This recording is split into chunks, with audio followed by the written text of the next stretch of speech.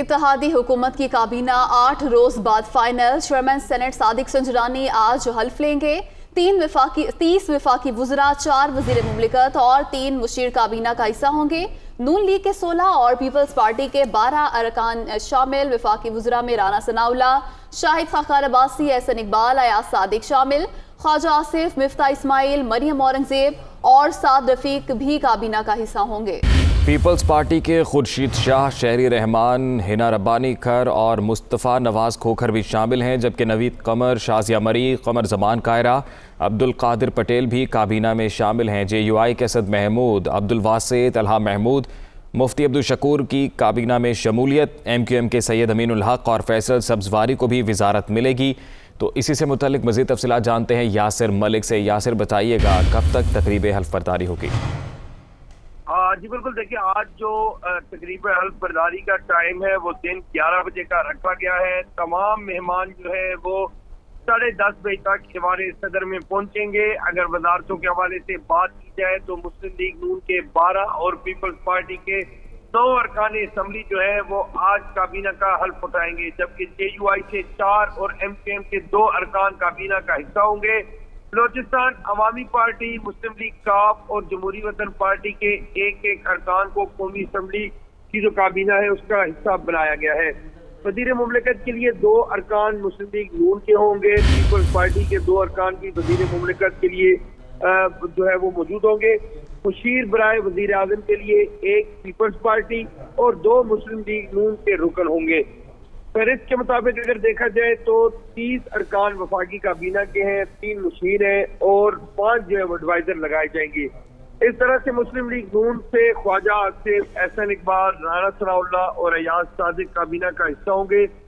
فہرست کے مطابق رانا تنویر، خرم دستگیر، خواجہ سعد رفیق، میاں جاوید لطیف بھی کابینہ کا حصہ ہوں گے۔ میاں ریاض پیرزادہ، مرتضی جاوید عباسی اور اعظم نذیر تارڑ بھی کابینہ میں شامل ہیں۔ پیپلز پارٹی کے خورشید شاہ، نوید قمر اور شہری رحمان کابینہ کا حصہ ہوں گے۔ قادر پٹیل، شازیہ مری، مرتضی محمود اور ساجد حسین نوری جو ہے وہ بھی کابینہ میں شامل ہوں گے۔ احسان الرحمان اور عابد حسین بھی کابینہ کا حصہ ہوں گے۔ اس کے ساتھ ساتھ جے یو آئی سے اگر بات کی جائے تو مولانا اسد محمود، عبدالواسع اور مفتی عبدالشکور بھی کابینہ میں شامل ہیں، جبکہ سینیٹر طلحہ محمود جو ہیں وہ بھی وفاقی کابینہ کا حصہ ہوں گے۔ ایم کیو ایم کی جانب سے سید امین الحق اور فیصل سبزواری جو ہیں وہ کابینہ میں شامل ہیں۔ بلوچستان عوامی پارٹی کے اسرار ترین کابینہ میں شامل، جبکہ جمہوری وطن پارٹی کے شادین بگٹی بھی کابینہ میں حصہ لیں گے اور مسلم لیگ کاف کے جو طارق بشیر چیمہ ہیں ان کو بھی کابینہ میں شامل کیا جائے گا۔ پیپلز پارٹی کی جانب سے قمر زمان قاہرہ جو ہے وہ مشیر برائے وزیر اعظم ہوں گے۔ مسلم لیگ نون کے امیر مقام جی بالکل، نئی کابینہ 11 بجے حلف اٹھائے گی۔ بہت شکریہ آپ کا یاسر ملک، تفصیلات سے آگاہ کر رہے تھے۔ سابق صدر آصف زرداری نے سربراہ پی ڈی ایم مولانا فضل الرحمان سے ملاقات کی۔ وفاقی کابینہ کی تشکیل سمیت دیگر امور پر تبادلہ خیال کیا گیا۔ مولانا فضل الرحمان نے آصف علی زرداری کے اعزاز میں افطار ڈنر دیا۔ اس موقع پر پیپلز پارٹی کے سیکرٹری جنرل نیب بخاری بھی موجود تھے۔ دونوں رہنماؤں نے مستقبل میں مل کر چلنے پر بھی اتفاق کیا۔ دونوں رہنماؤں کا کہنا تھا کہ عمران خان اقتدار سے ہٹنے کے بعد بوکھلاہٹ کا شکار ہیں۔ نو منتخب وزیر اعلیٰ حمزہ شہباز سے حلف نہ لینے کے خلاف لاہور ہائی کورٹ میں درخواست میں گورنر پنجاب اور چیف سیکرٹری کو فریق بنایا گیا ہے۔ گورنر پنجاب نو منتخب وزیر اعلیٰ پنجاب سے حلف نہیں لے رہے۔ درخواست میں یہ موقف اپنایا گیا ہے کہ حلف نہ لینا آئین اور قانون کی خلاف ورزی ہے۔ نو منتخب وزیر اعلیٰ حمزہ شہباز سے حلف نہ لینے کے خلاف لاہور ہائی کورٹ میں درخواست میں گورنر پنجاب اور چیف سیکرٹری کو فریق بنایا گیا۔ درخواست میں یہ موقف اپنایا گیا، گورنر پنجاب نو منتخب وزیر اعلیٰ پنجاب سے حلف نہیں لے رہے۔ حلف نہ لینا آئین اور قانون کی خلاف ورزی ہے۔ عدالت گورنر پنجاب کو نئے وزیر اعلیٰ پنجاب سے حلف لینے کے احکامات جاری کرے۔ درخواست میں یہ استدعا کی گئی ہے۔ نو منتخب وزیر اعلیٰ حمزہ شہباز سے حلف نہ لینے کے خلاف لاہور ہائی کورٹ میں درخواست جمع کراتی گئی۔ مریم اورنگزیب نے کہا ہے کہ فارن فنڈنگ میں چوری پکڑے جانے پر چیف الیکشن کمشنر کے خلاف ریفرنس لا رہے ہیں۔ پی ٹی آئی نے 16 اکاؤنٹ چھپائے، 140 کروڑ ڈکلیئر نہ کیے گئے۔ عمران خان اور ان کی پارٹی کو سزا ملے گی۔ پارلیمان پر حملہ کیا گیا، اس لیے عدالتیں کھلی تھیں۔ سابق وزیر اعظم سازش کا راگ الاپ کر اداروں پر پریشر ڈالنا چاہتے ہیں۔ عمران خان صاحب چیف الیکشن کمشنر کے خلاف ریفرنس اس لیے لا رہے ہیں کہ 8 سال سے زیر التوا فورن فنڈنگ کیس کا فیصلہ ہائی کورٹ کے آرڈر کے مطابق 30 دن میں آنے والا ہے۔ تحریک انصاف کو سزا ملے گی، عمران خان صاحب کو سزا ملے گی۔ ایک سازش امریکہ میں ان کے خلاف ہو رہی ہے اور دوسری سازش الیکشن کمیشن میں ان کے خلاف ہو رہی ہے۔ کل یہ بیانیہ نکلے گا۔ 16 اکاؤنٹ جو 16 سورسز جو انہوں نے نہیں بتائے، اس میں رومیٹا شیٹی انڈین نیشنل ہے جہاں سے اکاؤنٹس میں پیسے آئے، Wootton cricket limited Dubai, Bristol engineering service Dubai, P T I U K Westward garden barns London, P T I Finland, Norway, Australia, Canada P K R account اور Canada U S D 140 crore foreign funding کا جو declare نہیں۔ سازش کا راگ الاپ رہے ہیں کہ سب کے اوپر پریشر ڈالا جائے۔ جو جھوٹا سائفر انہوں نے لہرایا وہ سائفر فورن منسٹری کے ذریعے نہیں آیا تھا۔ توشہ خانہ کی چیزیں 14 کروڑ کی 3 کروڑ میں جمع کرائیں اور اس کے بعد اس کو دوبارہ 50% پہ کر دیں۔ پاکستان کی عوام کو پاگل سمجھا ہوا ہے؟ عدالتیں اس لیے کھلی تھی کہ تم نے آئین پر حملہ کیا تھا۔ نومنتخب وزیر اعظم آزاد کشمیر سردار تنویر الیاس نے عہدے کا حلف اٹھا لیا۔ وزیر اعظم تنویر الیاس نے صدر آزاد کشمیر بیرسٹر سلطان محمود نے حلف لیا۔ نومنتخب وزیر اعظم آزاد کشمیر سردار تنویر الیاس کی تقریب حلف برداری میں اراکین آزاد کشمیر اسمبلی، مختلف محکموں کے افسروں اور دیگر شخصیات نے شرکت کی۔ نومنتخب وزیر اعظم کے ساتھ 2 وزراء خواجہ فاروق اور چودھری اخلاق نے بھی حلف اٹھایا۔ نومنتخب وزیر اعظم نے 53 کے ایوان میں 33 ووٹ حاصل کیے تھے۔ ان کے مقابلے میں کوئی امیدوار نہیں تھا۔ اہم خبر ہے، ترین گروپ کو مرکز میں اہم ذمہ داری دینے کا فیصلہ کیا گیا ہے۔ ترین گروپ کے مرکزی رہنما اون چودھری کو وزیر اعظم کا مشیر بنانے کا فیصلہ کیا گیا ہے۔ وزیر اعظم کے مشیر کی حیثیت سے اون چودھری اپنی ذمہ داریاں سر انجام دیں گے۔ اسی پر بات کریں گے، نمائندہ دنیا نیوز لیاقت انصاری ہمارے ساتھ موجود ہیں۔ جی لیاقت انصاری، بتائیے گا۔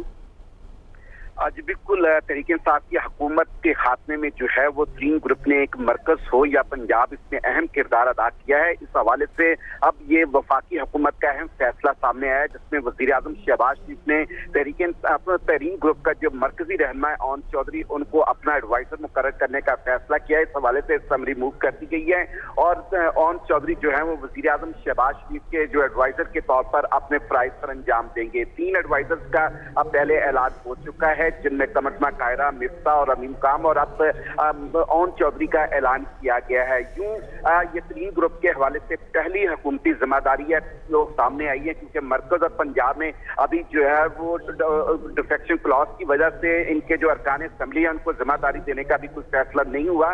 تو یہ جو ہے کیونکہ ایڈوائزر جو ہے یہ غیر منتخب تھے تو ان کو ایڈوائزر کی ذمہ داری دی جا رہی ہے۔ اس طرح یہ اگر دیکھا جائے تو اون چودھری نے جو ہے وہ جہانگیر سنگھ کے بحاف پر وفاق اور پنجاب میں جو ہے وہ مسلم خون کی قیادت سے مذاکرات کیے اور جو ہے وہ حکومت مخالف جو اس وقت تعاون چاہیے تھا اس میں یہ تحریک انصاف سے ابھر کر سامنے آئے اور لاہور میں انہوں نے حمزہ شہباز سے اہم ملاقاتیں کر کے پنجاب میں ترین گروپ کو جو ہے وہ حمزہ شہباز کے ساتھ کھڑا کیا اور وفاق میں جو ہے وہ ترین گروپ کے ارکان قومی اسمبلی کو مرکز میں مسلم خون کے ساتھ کھڑا کیا۔ یوں اون چودھری کو وزیر اعظم شہباز شریف کا ایڈوائزر بنانے کا فیصلہ کیا گیا اور یہ وفاق میں اپنی ذمہ داریاں سر انجام دیں گے۔ جی لیاقت انصاری، بہت شکریہ، آپ نے تفصیلات سے آگاہ کیا۔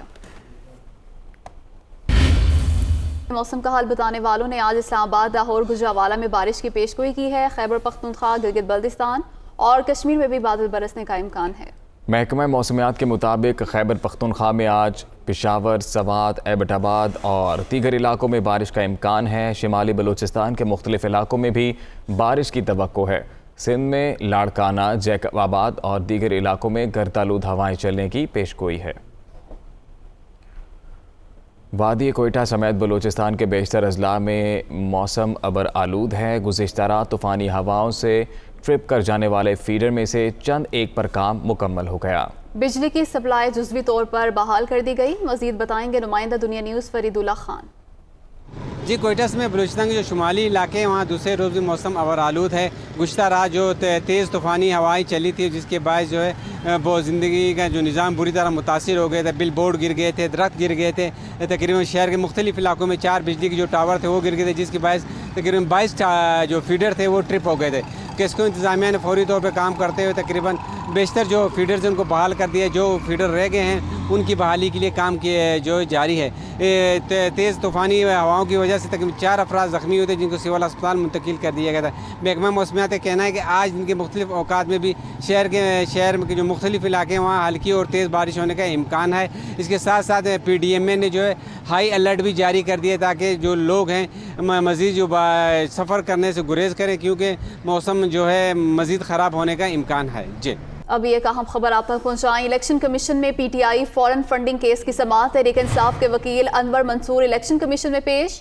اسلام آباد ہائی کورٹ اکبر ایس بابر کو کیس سے الگ کرنے کی درخواست خارج کر چکی, ایسا کہنا ہے معاون وکیل کا. اسلام آباد ہائی کورٹ نے جو آبزرویشن دی وہ بدقسمتی ہے. انور منصور کی جانب سے یہ بھی کہا گیا جن باتوں پر دلائل نہیں دیے گئے وہ بھی حکم نامے میں شامل کر دی گئی ہیں, ایسا کہنا تھا انور منصور کا. PTI کے وکیل کی جانب سے کہا گیا کہ اپنا ایک اعتراض کمیشن کے سامنے رکھنا چاہتا ہوں. الیکشن کمیشن کے 2 ارکان تعینات نہیں ہو سکے. یہ اعتراض پہلے بھی اٹھایا گیا تھا لیکن خارج کیا گیا. وکیل اکبر بابر کی جانب سے کہا گیا تو الیکشن کمیشن میں PTI فورن فنڈنگ کیس کی سماعت. تحریک انصاف کے وکیل انور منصور الیکشن کمیشن میں پیش. اسلام آباد ہائی کورٹ اکبر ایس بابر کو کیس سے الگ کرنے کی درخواست خارج کر چکی ہے. معاون وکیل کی جانب سے کہا گیا. انور منصور کی جانب سے کہا گیا کہ اسلام آباد ہائی کورٹ نے جو آبزرویشن دی ہے وہ بدقسمتی ہے. مزید تفصیلات جانیں گے محسن اجاز سے. محسن بتائیے گا. دیکھیے الیکشن کمیشن آف پاکستان میں تحریک انصاف ممنوعہ فنڈنگ کیس کی سماعت اس وقت جاری ہے اور چیف الیکشن کمشنر کی سربراہی میں 3 رکنی کمیشن اس اہم معاملے کی سماعت کر رہا ہے. اس کیس میں PTI کے وکیل انور منصور کے دلائل جاری ہیں. انہوں نے آج اپنے دلائل میں یہ کہا کہ اسلام آباد ہائی کورٹ نے جو آبزرویشن دی وہ بدقسمتی ہے. جن باتوں پر دلائل نہیں دیے گئے وہ بھی حکم نامے میں شامل کر دی گئیں. انہوں نے یہ بھی کہا کہ اپنا ایک اعتراض کمیشن کے سامنے رکھنا چاہتا ہوں. اس وقت الیکشن کمیشن مکمل نہیں ہے اور الیکشن کمیشن کے 2 ارکان تعینات نہیں ہو سکے. یہ اعتراض پہلے بھی اٹھایا گیا تھا. اس پر اکبر ایس بابر نے بھی کہا کہ یہ ان کی جانب سے پہلے بھی بات کی گئی لیکن اسے خارج کر دیا گیا ہے. انور منصور نے اس پر کہا کہ اعتراض کا مقصد سماعت کو رکوانا نہیں ہے. آئین میں اختیارات الیکشن کمیشن کو ہیں, صرف الیکشن کمشنر یا ممبرز کو نہیں بلکہ مکمل کمیشن کو اختیارات حاصل ہیں. اس کے ساتھ ساتھ PTI کے وکیل نے یہ بھی کہا کہ آئین میں الیکشن کمیشن کے ممبران کی تعداد متعین ہے اور قانون کے مطابق بینچ میں اختلاف ہو تو معاملہ کمیشن میں پیش ہوگا. جی بہت شکریہ آپ کا محسن اجاز, تفصیلات سے آگاہ کر رہے تھے.